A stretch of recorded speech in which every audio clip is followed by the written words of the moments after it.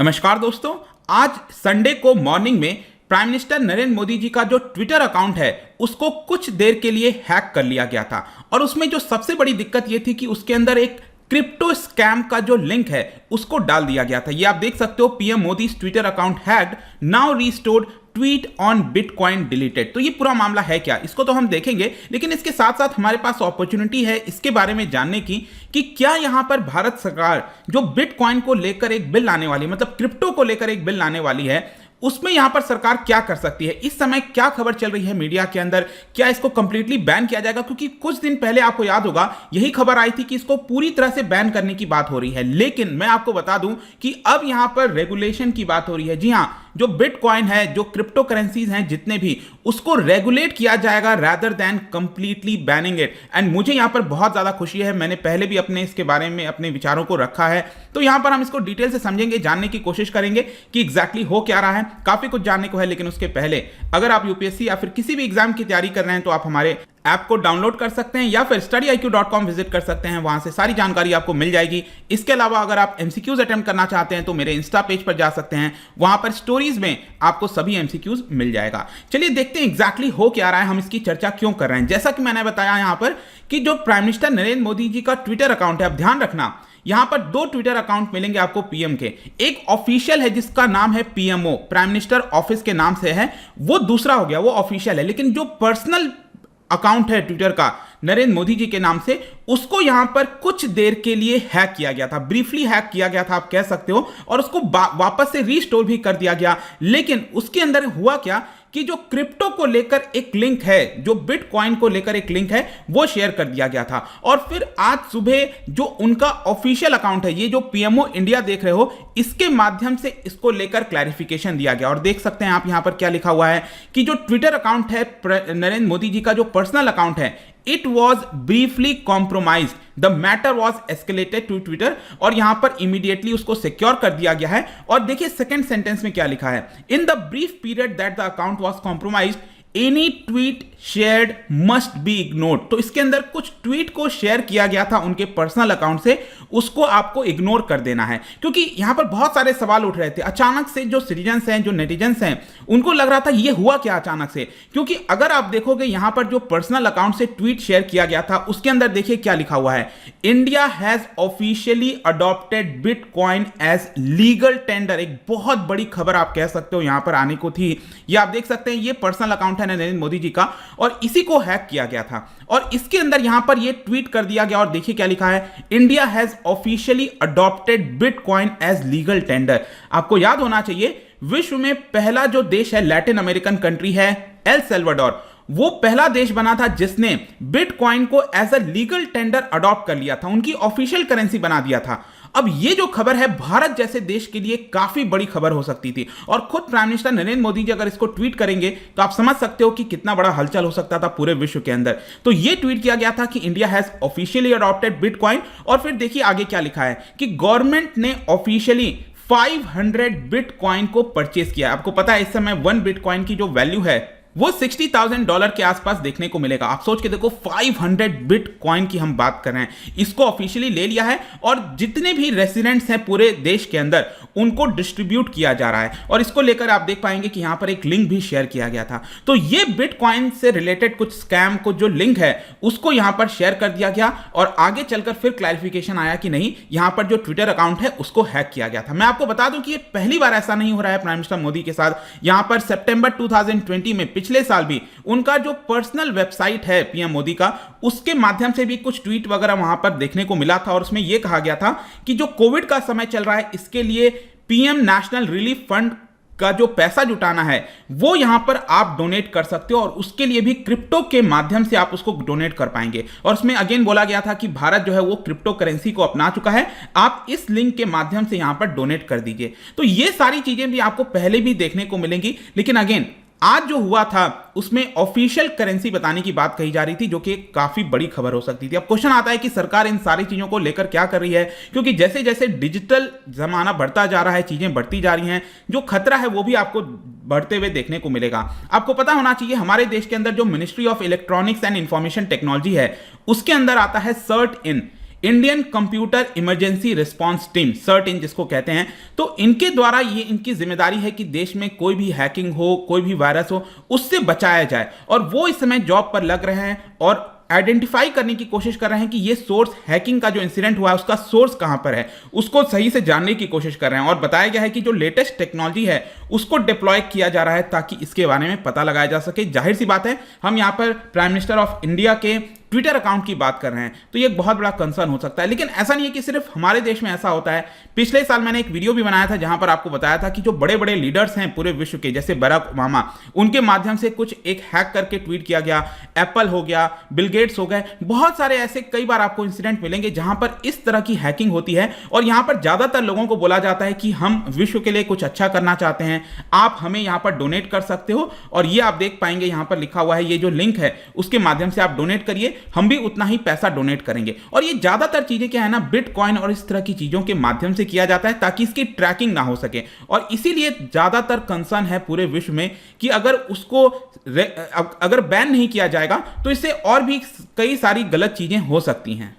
तो अब यहां पर हमारे पास क्वेश्चन आता है कि सरकार इसको लेकर क्या करने वाली है। पहले मैंने आपको बताया था कि शुरुआत में खबर आ रही थी, जो विंटर सेशन चल रहा है पार्लियामेंट का, उसके पहले खबर आ रही थी कि सरकार इसको पूरी तरह से बैन कर देगी। लेकिन अब यहां पर जो मीडिया में जितनी खबरें चल रही हैं उसके अंदर ज्यादातर यही बताया जा रहा है कि सरकार इसको पूरी तरह से बैन नहीं करेगी, इसको रेगुलेट किया जाएगा, इफेक्टिव तरीके से रेगुलेट किया जाएगा। बेसिकली मीडिया के हाथ में कुछ कैबिनेट नोट जो है वो लग गया है और वो सर्कुलेट हो रहा है हर जगह, और उसके माध्यम से पता चला है कि सरकार इसको रेगुलेट करेगी रादर देन बैनिंग इट। लेकिन ध्यान रखना, इसका मतलब यह नहीं हुआ कि क्रिप्टो जो है वो रिकॉग्नाइज हो जाएगा एज अ लीगल करेंसी। दोनों में डिफरेंस होता है।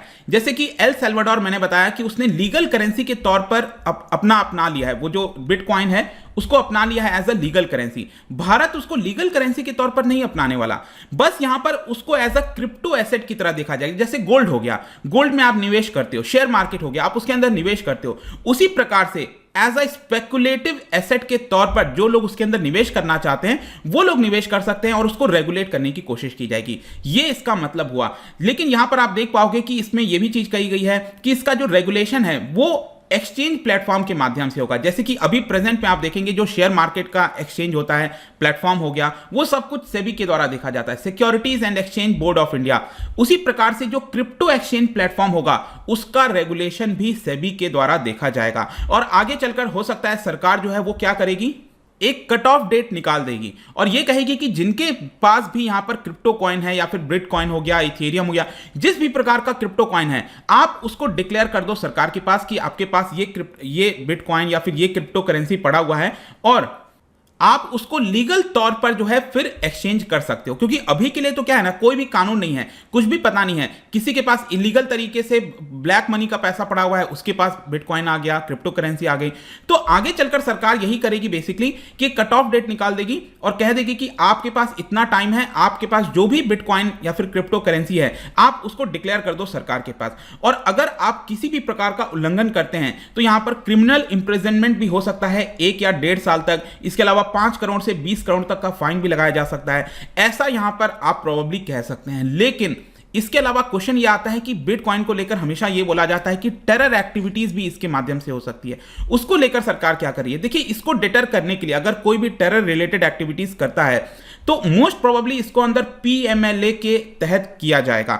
मतलब जो prevention of money laundering act है उसके अंदर जो भी अमेंडमेंट करना है सरकार करेगी और क्रिप्टो को भी उसके अंदर शामिल कर देगी। और निर्मला सीतारमण जी ने यह चीज कहा है कि बिल्कुल जो इससे खतरा है उसको लेकर हम मॉनिटरिंग कर रहे हैं और उसके बारे में भी यहां पर हम सही से बिल लेकर आएंगे। लेकिन फाइनली यहां पर एक और क्वेश्चन, जाने से पहले मैं एक और क्वेश्चन आपसे डिस्कस करना चाहता हूं कि आखिरकार सरकार ने फाइनली इस चीज को क्यों डिसाइड किया कि उसको रेगुलेट किया जाएगा, जबकि पहले यहां पर ज्यादातर बोला जा रहा था कि बैन किया जाएगा। क्या कारण है बेसिकली इसका? क्योंकि अगर आप देखोगे जो आरबीआई है, रिजर्व बैंक ऑफ इंडिया, वो पूरी तरह से इसके अपोजिशन में है। मतलब कि आरबीआई बिल्कुल भी नहीं चाहती कि इसको यहां पर रेगुलेट किया जाए या फिर रिकॉग्नाइज किया जाए। आरबीआई चाहती है कि इसको बैन कर दिया जाए, लेकिन गवर्नमेंट ने यहां पर एक, आप कह सकते हो, एक प्रोग्रेसिव अप्रोच लिया है, एक मेजर्ड अप्रोच लिया है क्रिप्टो करेंसी से रिलेटेड। और आप इसको कॉन्ट्रास्ट में देख सकते हो चाइना के साथ। चाइना तो ने तो पूरी तरह से इसको बैन कर दिया है, लेकिन भारत सरकार इसको शायद बैन नहीं कर रही है, ऑल्दो आरबीआई बार बार यहां पर प्रेशर बना रही है कि इसके ऊपर बैन लगाना चाहिए। अब क्या कारण हो सकता है? जैसे कि एक सबसे बड़ा कारण यह है कि growing popularity of crypto currencies among citizen. देखो, बैन जो होता है ना, वो मुझे नहीं लगता कि एक सही सोल्यूशन है पूरी तरह से, क्योंकि बैन लगा देना, क्या आपको लगता है आज के डेट में, आप सोचो, चाहे पॉर्न हो गया, किसी भी चीज के ऊपर कोई भी, चाहे अल्कोहल का बैन हो गया, कुछ भी हो गया, क्या वो सक्सेसफुली आज तक कभी इंप्लीमेंट हो पाया है? बैन कभी सोल्यूशन नहीं हो सकता। यहां पर रेगुलेशन सबसे बेस्ट तरीका होता है। अगर आप पूरी तरह से बैन कर देते हो तो कोई ना कोई होगा देश के अंदर, समाज के अंदर, जो उसकी ट्रेडिंग करेगा, जो उसके बारे में अप्रोच करेगा। तो हो सकता है कि सरकार ने जब देखा कि सिटीजन्स के अंदर इतनी ज्यादा पॉपुलैरिटी है, रिसेंटली आप देख रहे होगे कितना ज्यादा क्रेज आ गया है, तो सरकार सोच रही होगी चलो ना इसको रेगुलेट किया जाए रादर देन बैनिंग इट। इससे होगा क्या कि सरकार के पास जो रेवेन्यू आ सकता था वो भी चला जाएगा, और उसके बावजूद भी इंटरनेट पर जो भी एक्सचेंज होना है क्रिप्टो का वो चलता रहेगा। एक ये बहुत बड़ा कारण है। दूसरा, एक और चीज बोला जा रहा है कि अब सिटीजन्स के पास हक है, सपोज आपके पास पैसा पड़ा है और आपके पास फ्रीडम है कि आप क्रिप्टो के अंदर निवेश करना चाहते हो, तो ये हक सरकार क्यों नहीं दे सकती? ये सरकार हक आपसे कैसे छीन सकती है? जैसे कि आज के डेट में भी शेयर मार्केट में तो लोग निवेश करते हैं, तो क्रिप्टो में क्यों नहीं कर सकते? ये भी एक तर्क दिया जा रहा था। फिर इसके अलावा यहां पर एक और चीज है कि क्रिप्टो करेंसी का जो इंडस्ट्री है वो अभी बहुत ही छोटे स्टेज में है, नेसेंट इंडस्ट्री है। धीरे धीरे चलकर हो सकता है कि यहां पर इसका बहुत सारा फायदा हो। फाइनेंशियल इनोवेशन आप क्रिप्टो करेंसी के माध्यम से कर सकते हैं, जैसे कि ब्लॉकचेन टेक्नोलॉजी हो गया। बहुत सारी ऐसी चीजें होती हैं जो कि इसका फायदा उठा सकता है कोई भी देश, और मैं भी कहीं ना कहीं कुछ हद तक समझता हूं इस चीज को। और ये ध्यान रखना, कुछ लोग सोचते हैं कि जो ब्लॉकचेन टेक्नोलॉजी है आप उसका इस्तेमाल कर दो और जो क्रिप्टो करेंसी है उसको बैन कर दो। देखो, ये सेपरेट नहीं हो सकता। अगर आप ब्लॉकचेन टेक्नोलॉजी का इस्तेमाल करोगे तो आपको क्रिप्टो करेंसी को साथ में रखना पड़ेगा, वो इंटरलिंक्ड है। क्योंकि ब्लॉकचेन टेक्नोलॉजी का इस्तेमाल करने के लिए आपको जो क्रिप्टो है ना उसमें से कुछ पेमेंट करना होता है, तभी वो सारी चीजें यहां पर वर्क कर पाती हैं। वो इंटरलिंक्ड होता है, आप उसको सेपरेटली नहीं देख सकते। तो ये भी यहां पर ये सारी चीजें हैं। मे भी हो सकता है कि इसकी वजह से फाइनली सरकार ने डिसाइड किया हो कि इसको यहां पर हम जो है बैन नहीं करेंगे पूरी तरह से, लेकिन इफेक्टिव तरीके से रेगुलेट करेंगे। और मेरा भी मानना है कि ये एक सही दिशा है किसी भी चीज को आगे बढ़ाने के लिए। तो आई होप कि इस पूरे वीडियो के माध्यम से आपको पूरा जो कॉन्टेक्स्ट है और जो यहाँ पर हैकिंग हुई थी उसको लेकर, और उसको आप किस तरह से देख सकते हैं आगे आने वाले समय में, वो सब कुछ आपको समझ में आ गया होगा। जाने से पहले एक बहुत ही इंटरेस्टिंग क्वेश्चन आपके लिए। यहाँ पर हम गवर्नेंस वगैरह की बात कर रहे हैं, क्या आप बता सकते हो कि which part of the Indian constitution provide Indian as a welfare state? मतलब भारत को एज अ वेलफेयर स्टेट के तौर पर भारत के संविधान का कौन सा हिस्सा उसको बताता है? इसका राइट आंसर आपको पता ही है, मेरे इंस्टाग्राम पर तो मिलेगा ही। वहां पर अगर आप नहीं हो कोई बात नहीं, टेलीग्राम से भी ले सकते हैं इसका सही उत्तर। मैं कई सारे एमसीक्यूज यहां पर डालता रहता हूं स्टोरीज के फॉर्म में, आप जाकर प्ले कर सकते हो। बाकी अगर आपको पीडीएफ चाहिए तो टेलीग्राम पर आइए, अलग अलग सोशल मीडिया पर भी आप जुड़ सकते हैं। साथ ही साथ यूपीएससी या फिर किसी एग्जाम की तैयारी कर रहे हैं तो आप हमारे ऐप को डाउनलोड कर लीजिए। आई होप कि वीडियो आपको पसंद आया होगा। मिलता हूं आपसे next time. Till then, thank you very much, see you soon.